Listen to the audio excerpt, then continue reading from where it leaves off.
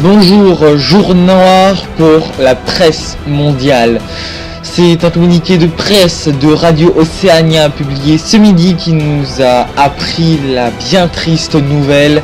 26 journalistes sont morts en Océania aujourd'hui, 6 en Mondelsi et 20 au Pittsburgh.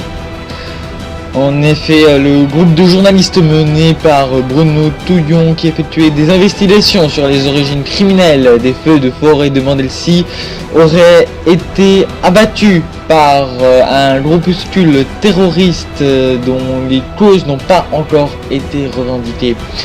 Le créateur de la plus ancienne radio de GC, qui est Radio Océania, y a perdu la vie. Bruno Touillon aura péri lors de cette ultime expédition.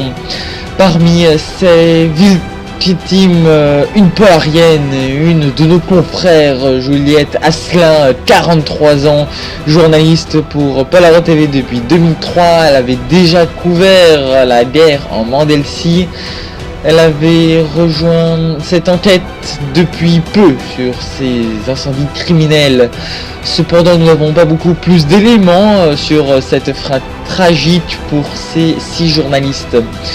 Justine de Samy a annoncé que ce groupuscule terroriste serait dans la région de Sufissi, dans le sud-est de la Mondelsi.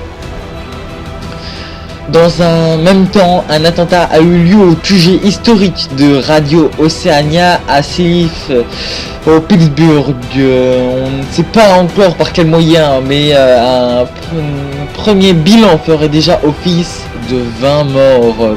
Tous travaillaient pour cette radio connue dans le monde entier.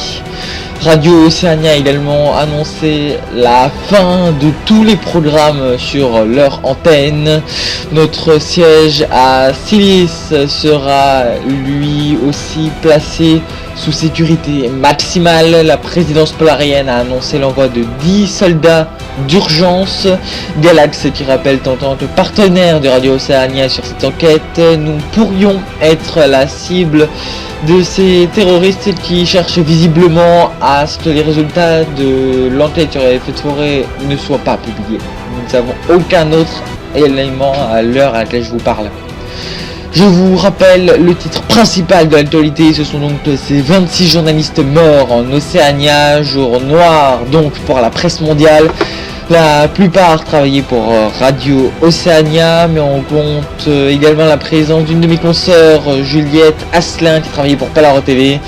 Le monde entier est sous le choc. Merci de nous avoir écoutés.